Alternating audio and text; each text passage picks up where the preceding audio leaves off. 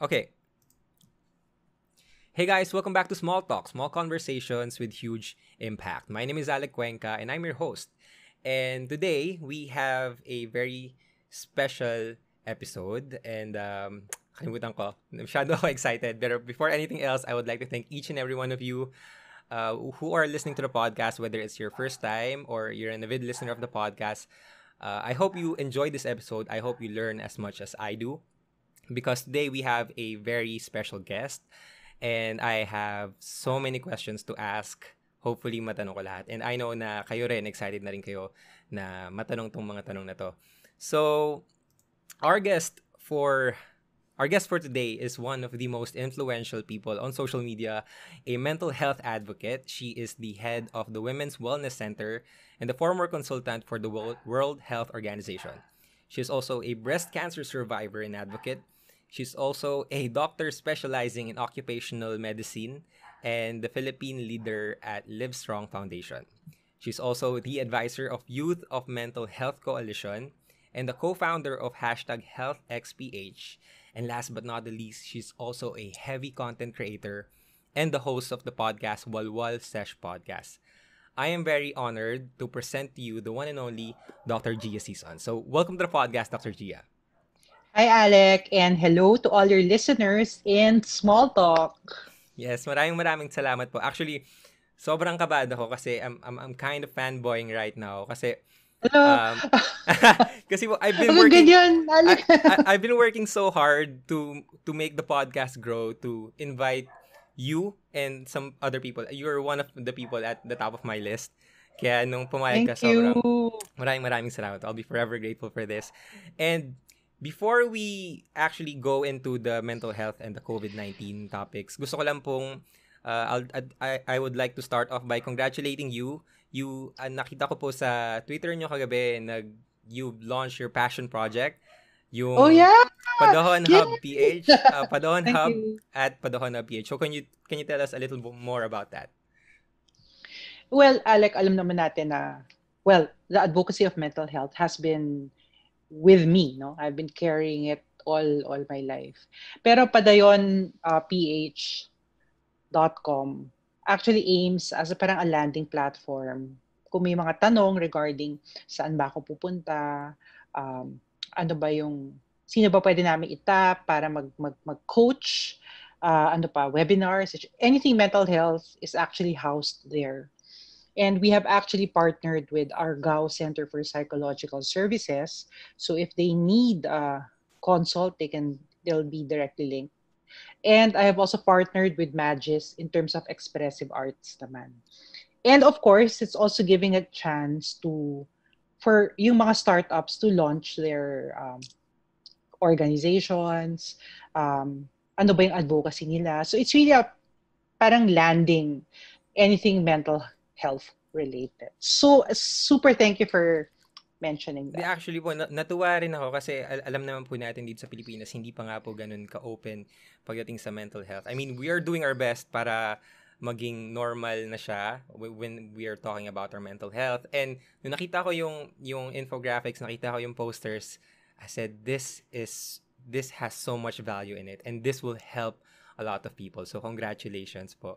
Thank you, Alec. Thanks so much. And by the way, I have to mention that we feature the startup app also. The name is Paki app. You can actually download it.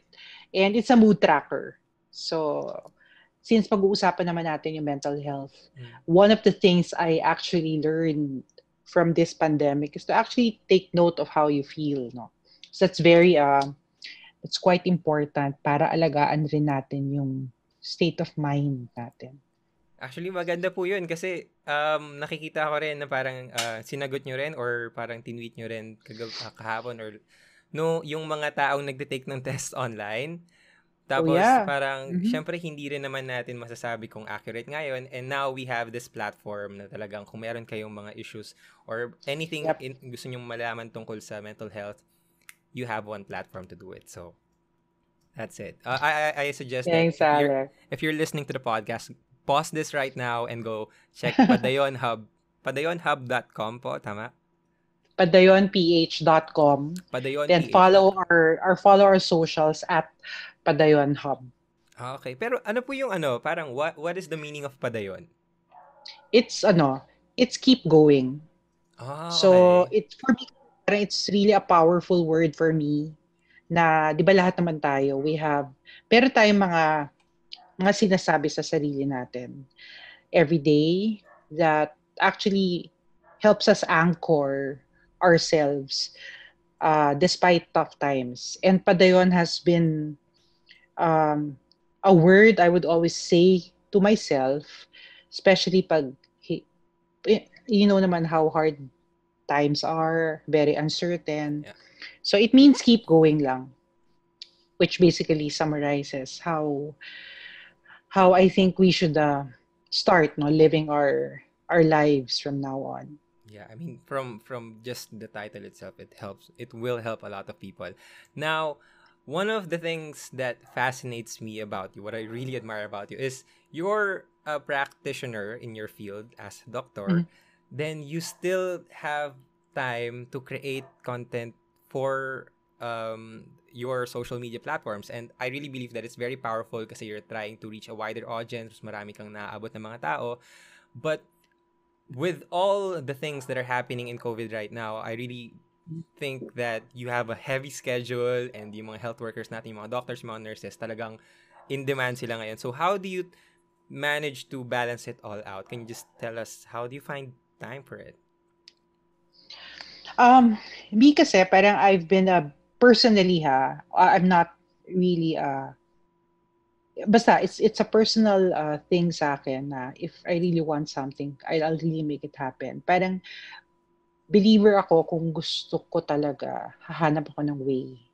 Although others may not believe in it, but that's my personal take. Although may times na parang tinatanong ko sa sarili ko if I'm overworking Mm-hmm. already, things can actually get overwhelming. Pero there's this side of me kasi na pagod ka pero you're fulfilled at the same time. So I think lahat tayo, we reach that level na madami kang ginagawa, pero yung ginagawa mo, andun yung puso mo eh. Ah, parang happy ka doon. It's a happy kind of toxic. Parang ganun. Yun ang lagi ko Happy sinasabi kind of sa, stress, parang it's a ganun. happy kind of stress. Kasi not all stress naman is negative. No? There's a stress level too that we need actually para ma-drive rin tayo in terms of pushing our goals forward. Okay, that's a really interesting take. Now, one question that I would ask you, and I know that you've talked a lot about this iba mong mga content. If you're a follower of Dr. Gia, you probably heard it. But I really want to ask you this for the people who have not heard it yet. What's the impact? Kasi alam naman natin ngayon na parang sobrang stressful nga ng times. Yet, yung ako personally, for me, pag ako nagbababad ako sa Twitter, nanonood ako ng videos sa Facebook, yung mga balita, talagang nasa-stress ako. So for the Yeah, true. people who are not fully aware na masyado ng parang andun na yung routine nila and just checking lahat ng pwede nilang ma-check, can you just tell us a little bit more about the negative effects or kung ano ba talagang epekto sa atin ng social media or ng news, lalo na sa mental health natin? Social media kasi is a double-edged sword. That's what I always say. It can actually serve as a good source and pwede rin siya maging source of negativity. But I think everything lies in this thing called self-regulation. So sabi ko nga every day it's really a conscious choice on yung mga things na ginagawa mo. Like in particular, sorry, social media, you can may mga mute buttons na yan eh. So parang sometimes you have to take a detox from it.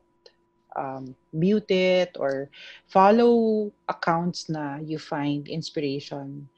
Tapos when it really gets into you kung affected ka na, then you have to let go of it.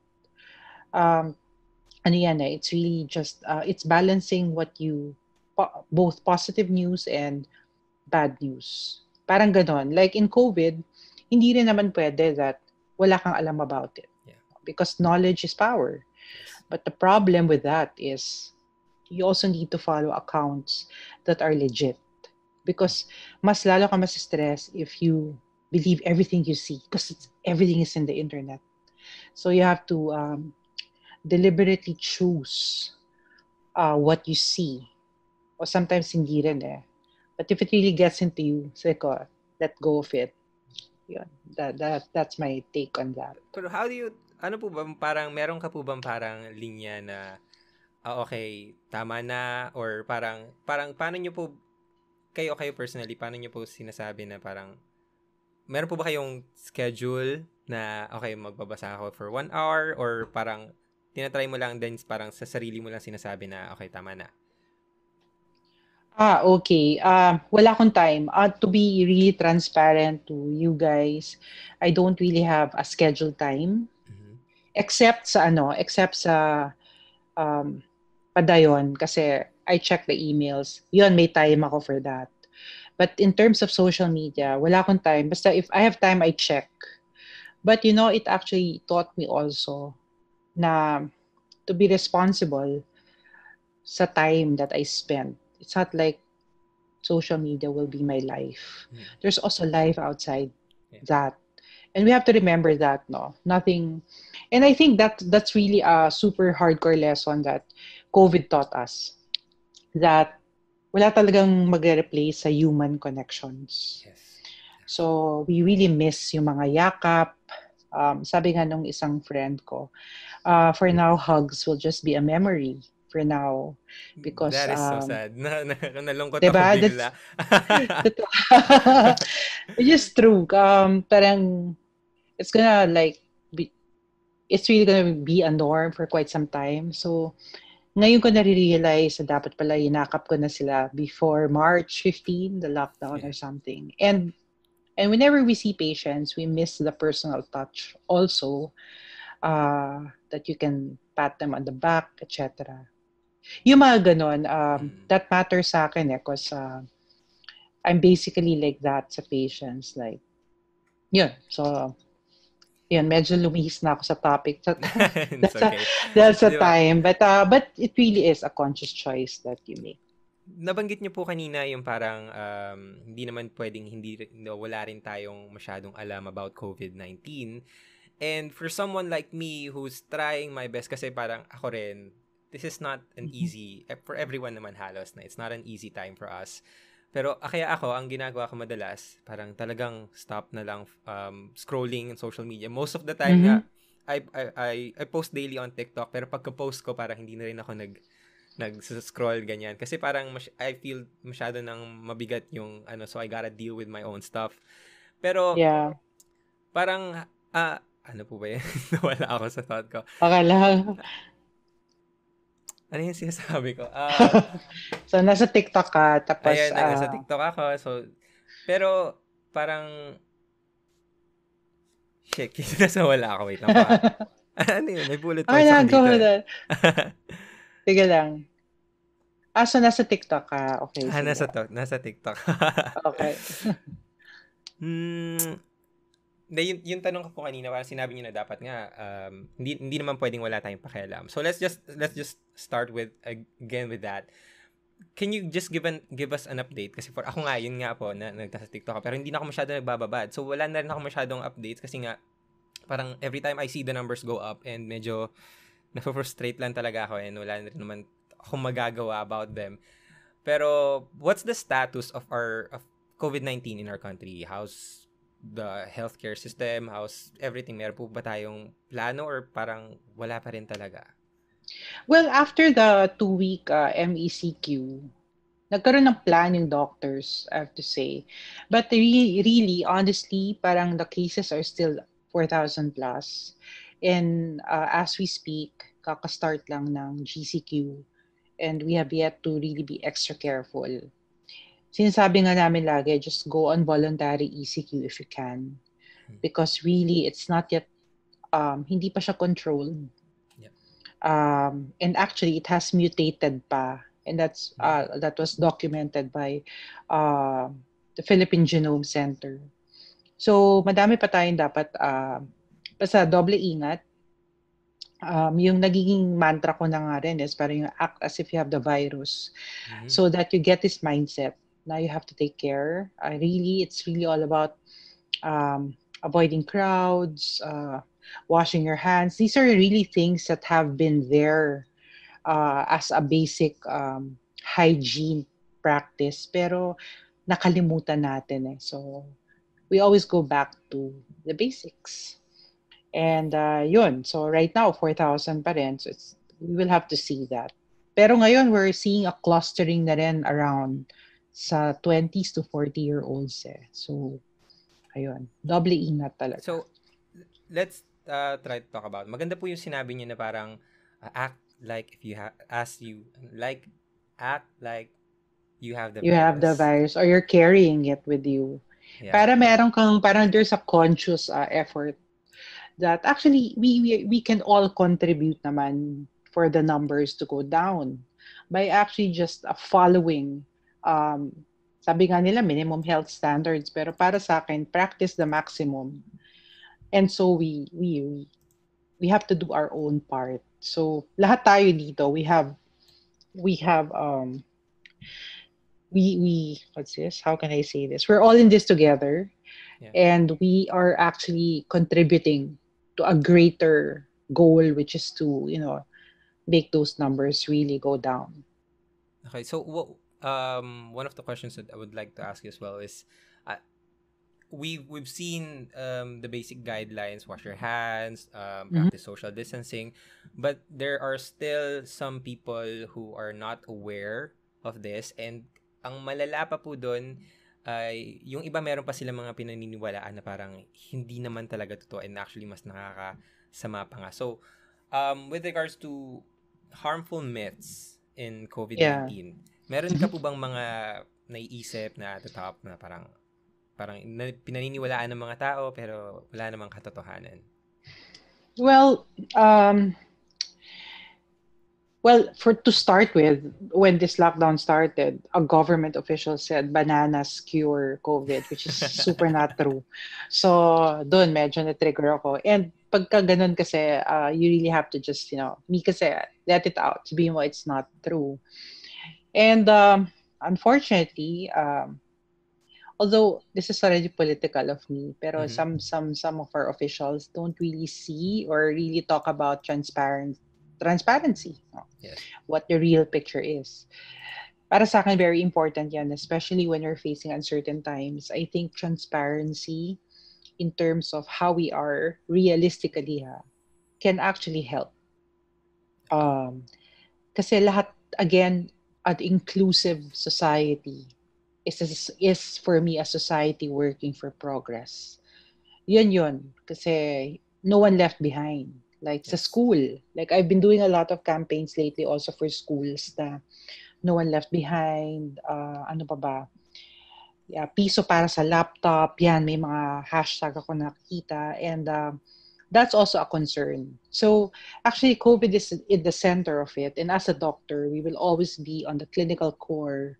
But we also have to see the society that's surrounding it. Kasi hindi yan mawawala. Economic, education, everything has actually suffered. And so we really have to do our part. Like personally, I support small businesses, di ba? Lahat tayo, we have Yeah. friends who actually have learned how to cook.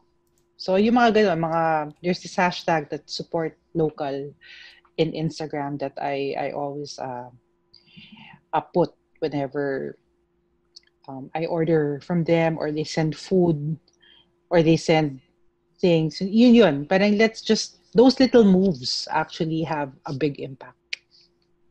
Can you just dagdag na rin po natin for the people who want, kasi I know there are a lot of people who want to help people, especially our frontliners, pero they don't know how to help. So can you just give us a little bit, plug nyo lang po yung mga parang outlets or kung saan pwedeng lumapit, kung saan pwedeng makatulong?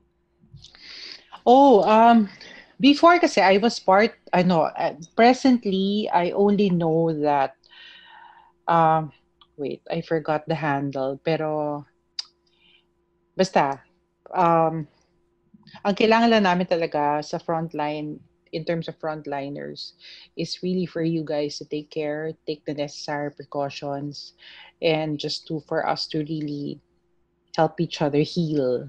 And also, I'd also like to take this chance to let our listeners know that may available online consults na rin kami Mm. as doctors. And actually, DOH has a hotline. So whenever you have a question about your health, and you can always call the number. It's 1555. That's the Department of Health and um, Consulta MD2. So that's yeah. Just check out their account. Check out. Just go check out their account, people. Extend your hand. And Yeah. let's now go on and talk about kasi I saw your live on TikTok. Hindi ko na maalala kung kailan Sa yun. Globe. Yeah, I did that Yes, for sa Globe. Globe. And ayun nga po, you've talked sobrang dami kong natutunan dun sa live na yun. One of them was um you shouldn't repress your emotions kasi the more we repress it, the more it becomes worse. And you Yeah. also cited na merong study ang Harvard na ganun nga yung nangyayari. So, can you tell us more about that? Well, that study was done this year. It was Mm-hmm. about emotion management. Kasi ano tayo we tend to really suppress our emotions. Parang minsan nga, sabi ko nga, sometimes the worst judge is ourselves. We always Yes. deny ourselves of feeling this way. It's always like, I feel this, pero wala yan. I'll get Mm-hmm. over. I Yeah. mean, it's perfectly fine to have that mindset kasi parang naka-auto yan But sometimes, when the feeling is really there, sometimes the best thing to do is accept it, be aware of it, and express it. In that way, you learn to um, move through what you're feeling instead of move over. Diba? It's really feeling your feelings and learning from it because sabi nga ni Carl Jung, the more you accept, although this is not his exact quote, but this was the message. The more you repress it, the triple it ano ba yan? Teka lang. Titingnan ko kay ano. Kailangan exact. Kailangan exact tayo kasi I really love that saying by Carl Jung. Sige lang. Carl. Sige, as you speak, nag-ano po ako, nag-google ako. Nag-google po siya. Oo. Naku, ang dami niya pa. Oh my God, ang dami niyang... Quotes. Anyway. Basta, the more you suppress, the more it will come after you. Yun Pero yung kay lang. similar din po yan sa parang one of my favorite books yung kay Mark Manson, yung Subtle Art. And meron Oh, po I love siyang that book. The Subtle... mer- Oh Subtle my Art of Not God, na Giving a not Fuck. give a fuck. Oo. Yes, as in lifesaver yung librong yon. And meron po siya din na similar din sa sinasabi niya na parang the backwards law. The more we try to achieve a positive experience, is itself a negative experience, and just the more we just accept the negative experience is itself a positive experience. So I think that can also help with people who are feeling anxious or kasi po Yeah. I've received a lot of I put out some questions pero I got the same similar questions from my followers on Instagram, and they were all asking, how do you stop overthinking? Kasi I see na syempre po lahat po tayo pinabalik sa mga province natin, stay at home, Yeah. even work, school, and then when we got here, napansin natin na sobrang dami pala nating oras. So karamihan ng oras na meron tayo, ginagamit natin para mag-isip. Ginagamit natin Yeah. para, and most of the time it all ends up us in us overthinking. And I get this question na how do you stop overthinking? I think it's it's basic human behavior to really overthink. But I think the problem will come if it's already affecting the quality of your life. Mhm. And so you start to prioritize your top three. Like personally, if I find myself overthinking a lot of things, and when I say a lot, talagang nagpa-pop na lang yan sa mind ko. And just let it flow.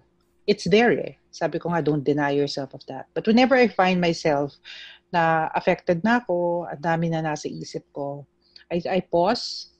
I literally I tell myself, stop, What are your top 3 priorities? Yun. In that way, nakakatulong siya sa akin para i-ground ako sa present Yes. ko.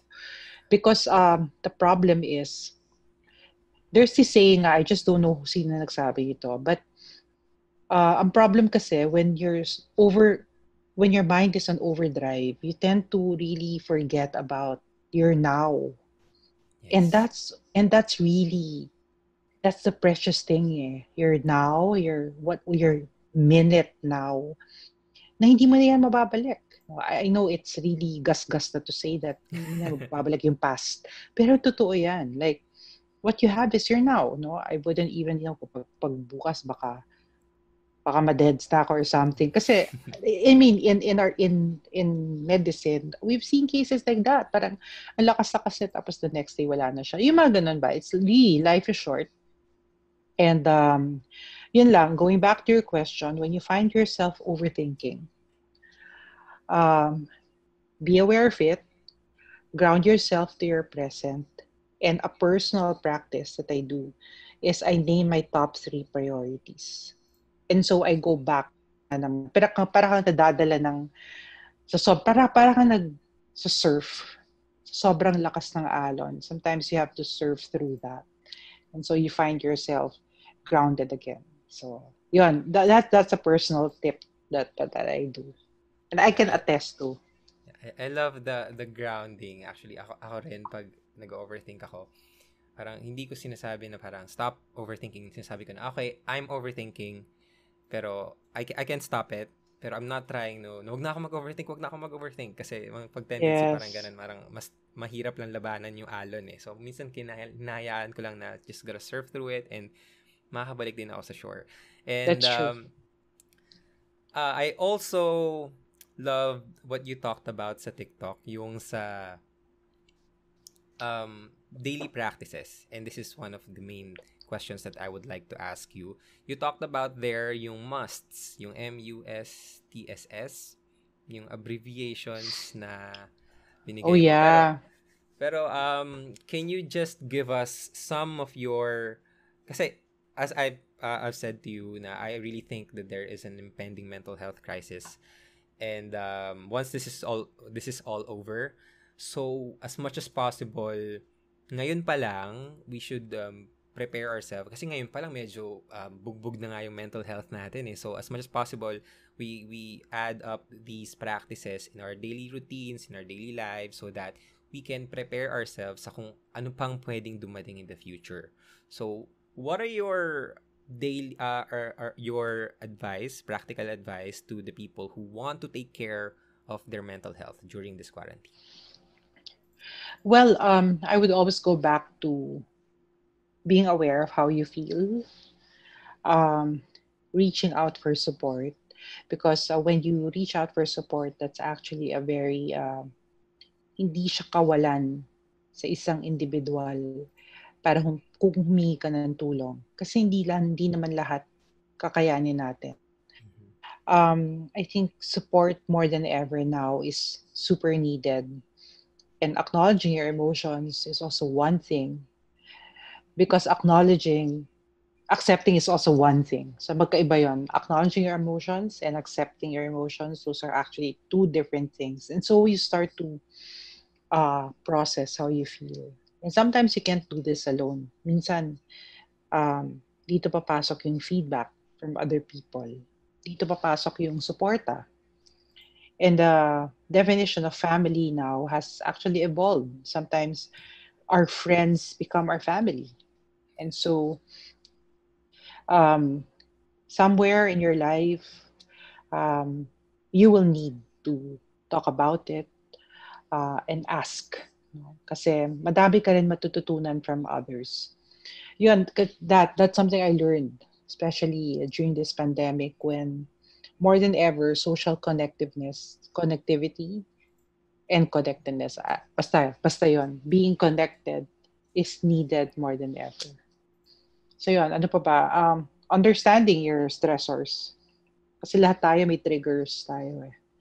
And so we have to realize what ticks us off, what what coping mechanism works for us.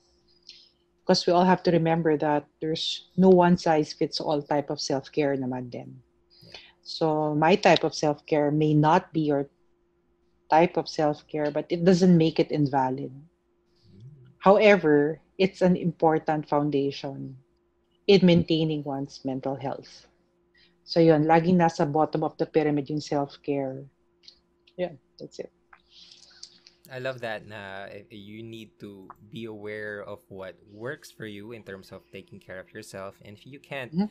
you will always you can always go to someone to talk about things that you're feeling and acknowledging and Yes. accepting those things and look for support. And there are so many people out there that are willing to give you support, and you just gotta ask dahil ngayon syempre medyo nakakasanayan na natin na parang wala ng human connection. Pero Yeah. when we actually try to message the people that we think that could help us, they actually respond.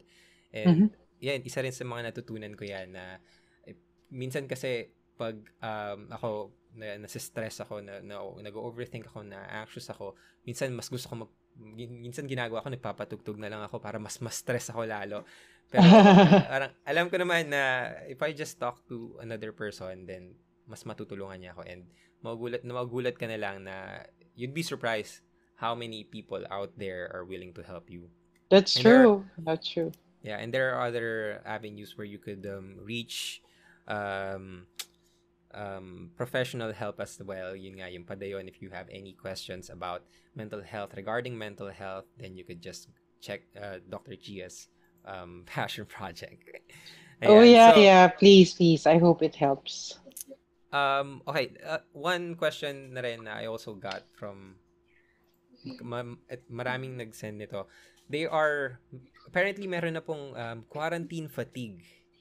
Yan. Yeah, that's true. Compassion fatigue, meron na rin. Lahat na ng fatigue. That's true. That's true. So, what can you give just a simple piece of advice sa mga taong nagkakaroon nitong quarantine fatigue? Okay. Personally, again, this is me. I talk about it talaga kasi kung hindi ko to ilalabas, parang lalo ako magiging anxious about it.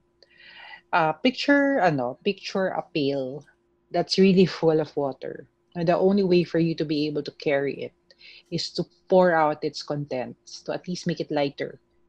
So I think we're all tired. Meron pa kang term na cabin fever. Mhm. However, again, because personally, whenever I get hit by that, I just remember the patients that I see na yung ano talaga, yung reality. And when I do, parang sabi ko, sige, parang ano ba naman to? You're also doing that for yourself. And so again, grounding is very important. Deep breathing actually helps a lot. And may practice pa nga na parang name 5 things you see, name 5 things that you Yeah. smell. You try to parang you get in touch with your senses. So that actually is very calming. Ayun, that's my personal that's what I do. Parang yun.